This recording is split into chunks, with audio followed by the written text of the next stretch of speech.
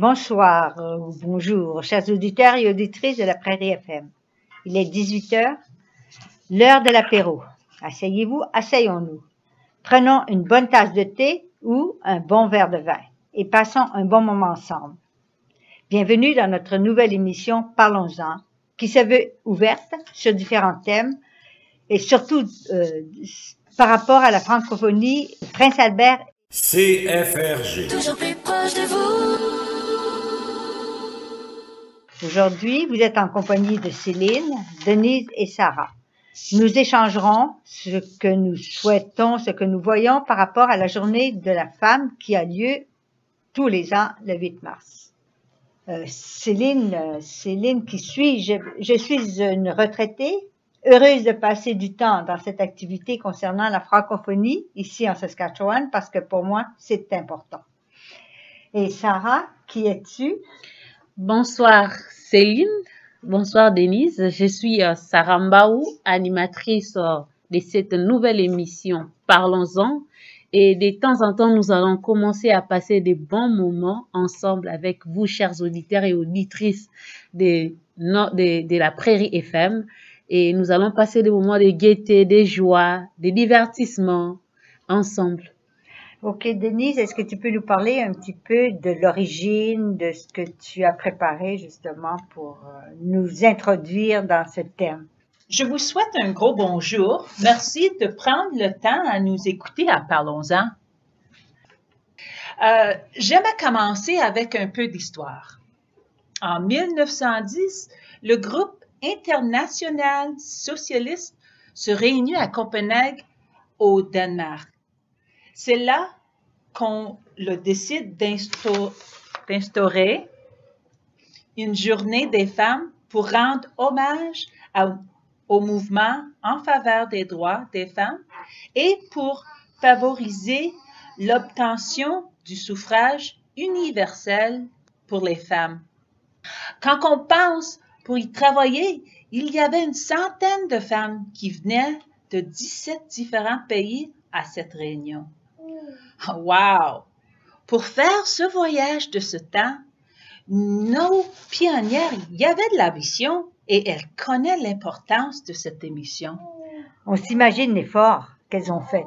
Pas longtemps après, il y avait un événement le 25 mars, un incendie dans un atelier textile de Triangle Shirtwaist à New York tue 140 ouvrières.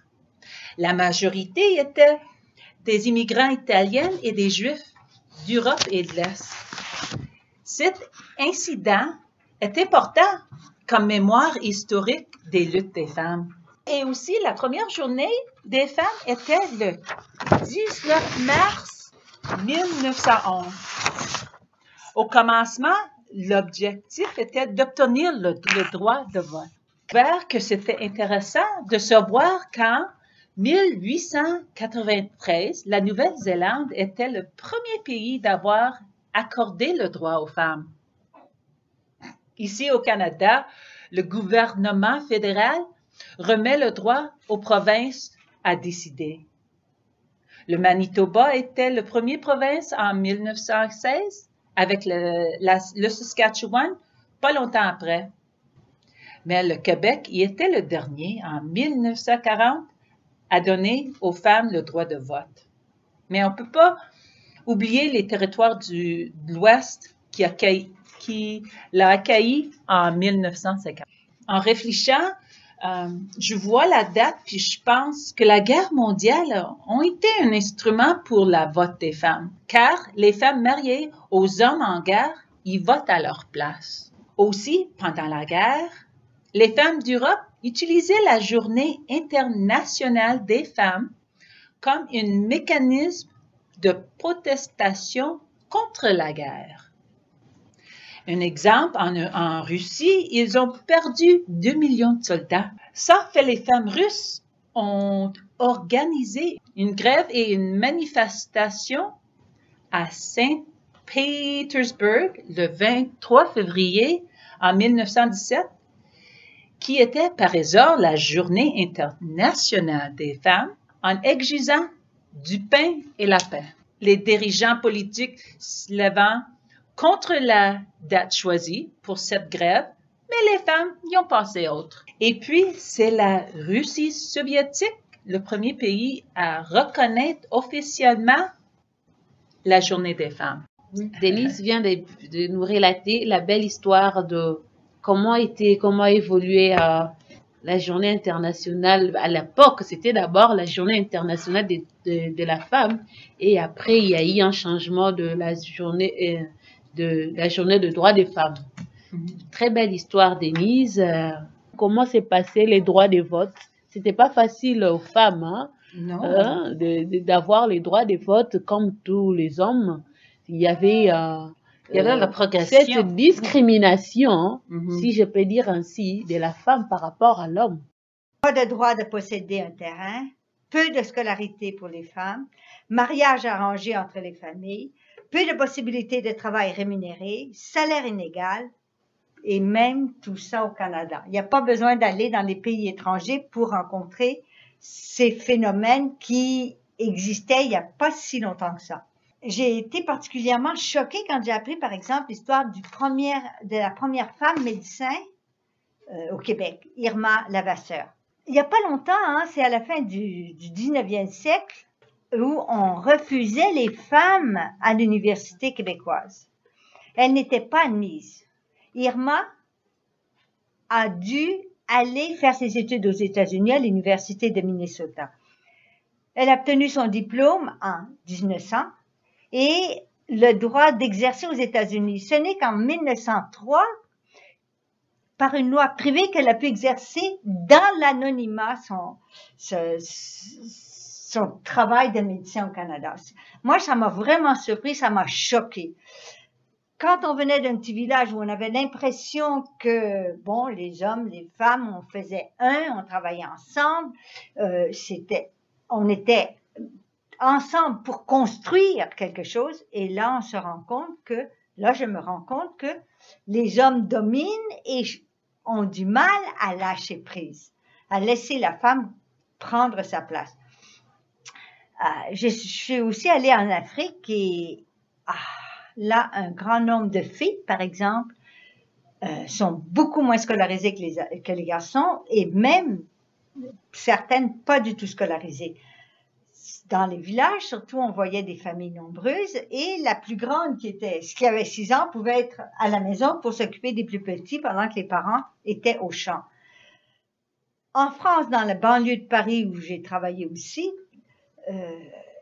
on voyait par exemple des jeunes hommes, africains en général, avoir le dessus sur leurs sœurs. Leurs sœurs travaillaient, elles étaient obligées de donner leur salaire aux frères, elles n'avaient pas le droit de sortir, les frères organisaient leur mariage. Pour moi, là, tout ça, c'était vraiment une découverte. Je m'imaginais pas que ça pouvait exister. Alors, sortie de ma petite ferme de Victoire, j'ai découvert tout un monde et un monde dans lequel j'ai eu envie de m'impliquer. De m'impliquer pour que les femmes puissent exister, puissent se développer, puissent avoir leur place partout. Alors, c'est vrai qu'après, j'ai eu la chance de m'intégrer, de m'insérer dans différents organismes, organisations, et puis de découvrir comment la femme pouvait aussi, à partir d'une volonté, trouver sa place. Je pense qu'il ne faut pas attendre que les hommes nous la donnent, je pense qu'il faut que nous la prenions. Bien sûr que oui. Oui. Oui, parfaitement raison avec Céline. Donc, la femme doit être autonome. L'autonomisation de la femme. La femme doit pas toujours être derrière l'homme. La femme peut avoir ses propres initiatives. La femme doit être impliquée dans la société. La femme ne doit pas seulement être comme Céline a dit, en Afrique, il y a des femmes qui sont là, ce sont plus des hommes qui travaillent. La femme doit s'impliquer dans la société. La femme doit travailler comme comme les hommes. Je pense que je suis tout à fait d'accord avec tout ce que Céline vient de nous parler. Denise ignorait que la femme c'est une porteuse de vie.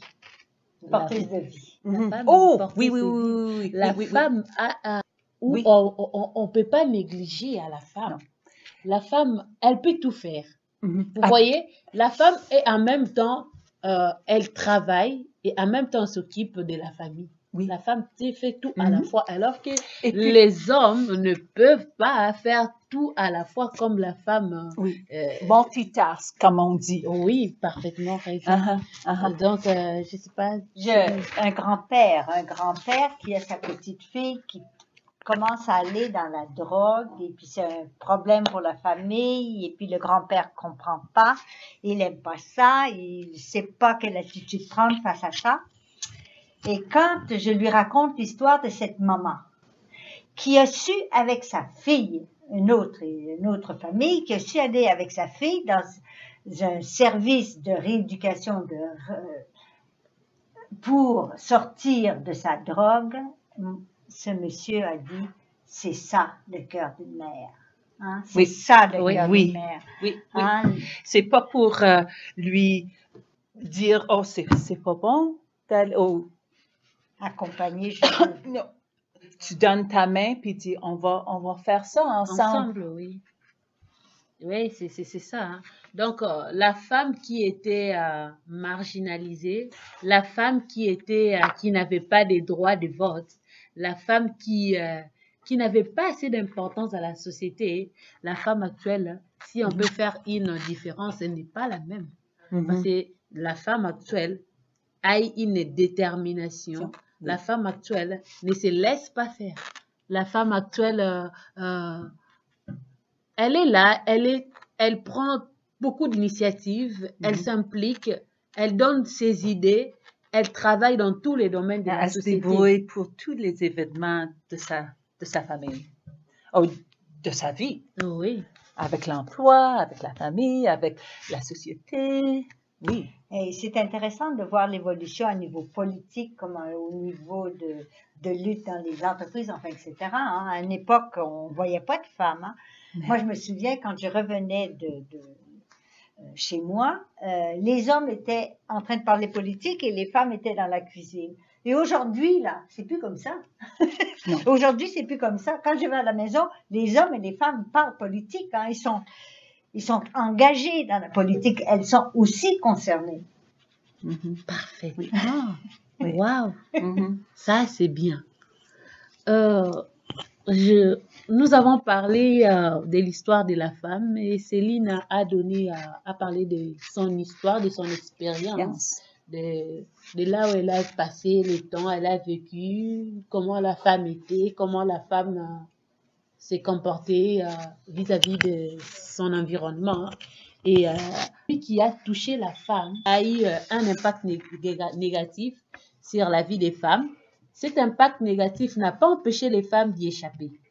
Et nous avons constaté ensemble que la plupart des femmes ont perdu leur emploi durant cette pandémie, que ce soit d'une façon permanente ou temporaire, et cela a eu des répercussions sur leur vie de travail et de famille. Cela a eu aussi des conséquences, l'affaiblissement de leur situation financière et l'angoisse de l'anxiété. Pour celles qui ont réussi à garder leur emploi, le télétravail a été un poids lourd entre d'un côté la gestion de la maison et de l'autre côté la gestion des enfants. Et on peut dire que l'équilibre entre la vie professionnelle et personnelle n'a jamais aussi été mis en ride que pendant cette pandémie. Et pourtant, malgré tout cela, les femmes subissaient encore... On sait quand même que la pandémie, ça a touché l'ensemble de la famille. Oui. Hein? Mhm. Et puis ça a été, pour certaines familles, une catastrophe terrible. Et comme tu le mentionnais, sans doute plus pour les femmes. Alors, quels sont les secteurs que tu crois qui ont touché davantage la femme?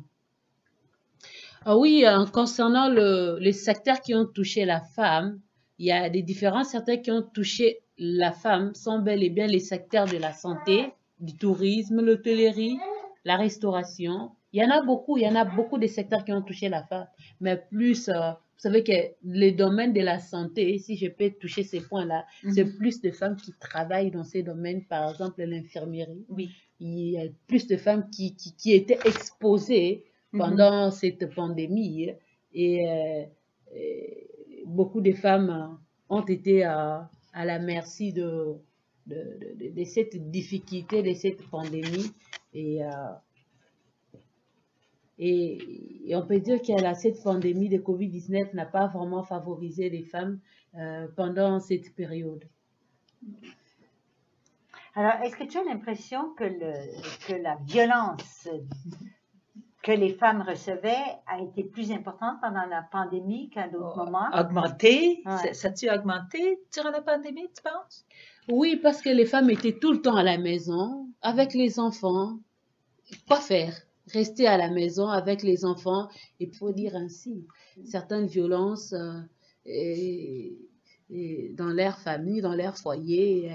Leur mari, tout de bien, il était violent? Il est là aussi? La violence de son mari, non? Alors moi, ça me renvoie à une image de famille. Alors, dans la famille, il y a la femme qui est davantage à la maison parce que c'est là que sera le travail ou elle a perdu son travail. Alors, il y a les enfants qui sont là. Hein? Alors, les enfants doivent subir aussi cette violence que reçoit la femme parce que ou de leur père ou même de la femme parce qu'il doit y avoir des moments où les parents ne savent plus où mettre de la tête. Hein? Oui, Ça veut dire qu'ils s'occupent des enfants 24 heures sur 24. Hein? Et surtout pour les femmes qui ont passé qui faisaient des télétravail, ce n'était pas facile. Hein? Parce qu'en même temps, tu y as les travails et en même temps, tu t'occupes des enfants alors que les garderies, les écoles, les espaces et loisirs étaient fermés. Et il fallait que les enfants restent à la maison avec la femme. Et la femme au foyer doit en même temps commencer à s'occuper de son homme, en même temps s'occuper des enfants, préparer et aussi mettre son travail en œuvre. Parce que c'était pas facile pour les femmes pendant cette période de pandémie. Si je peux dire. Pour la famille, d'une façon globale, parce que ça demandait au mari d'être beaucoup plus proche de la femme, beaucoup plus engagé dans ce qui était des activités de la maison. Hein.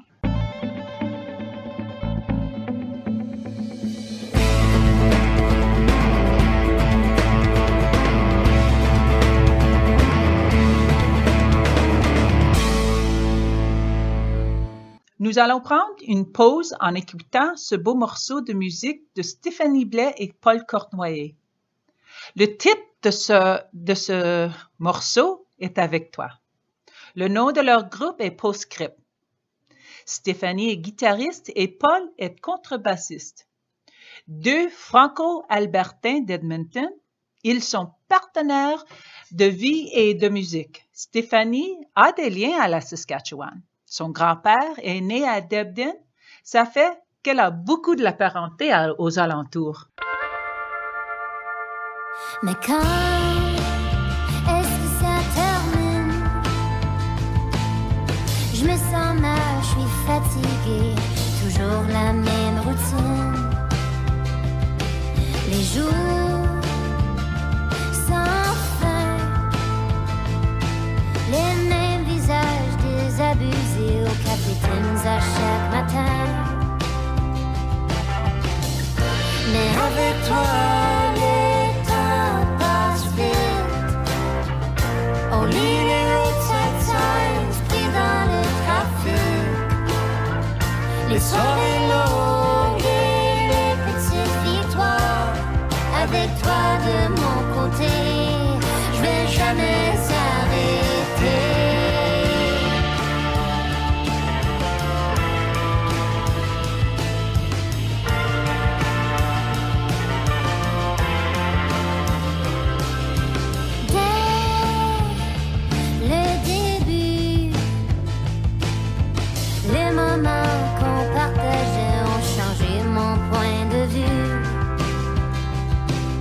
La joie de vivre une voix plus forte, le courage de fermer la porte sur tous les doutes qui m'étouffaient avant que je te connaisse.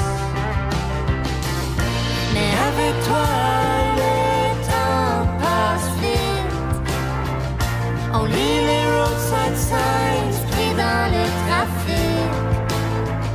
les soirées longues et les petites victoires.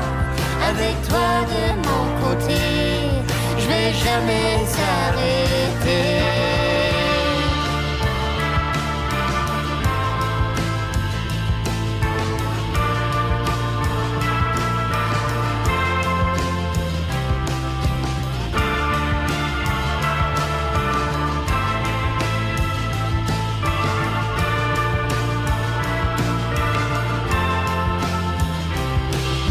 La joie de vivre une fois plus forte, le courage de fermer la porte sur tous les doutes qui m'étouffaient.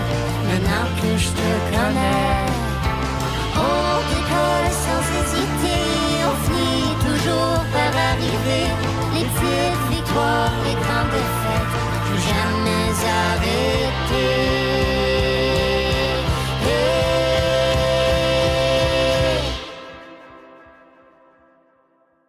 Merci d'avoir été des nôtres. Nouvelle émission Parlons-en, qui se veut ouverte sur différents thèmes et surtout par rapport à la francophonie. Prince Albert, rendez-vous la semaine prochaine pour un autre sujet qui me porte, celui-ci me porte beaucoup à cœur, comme l'autre aussi me porte à cœur.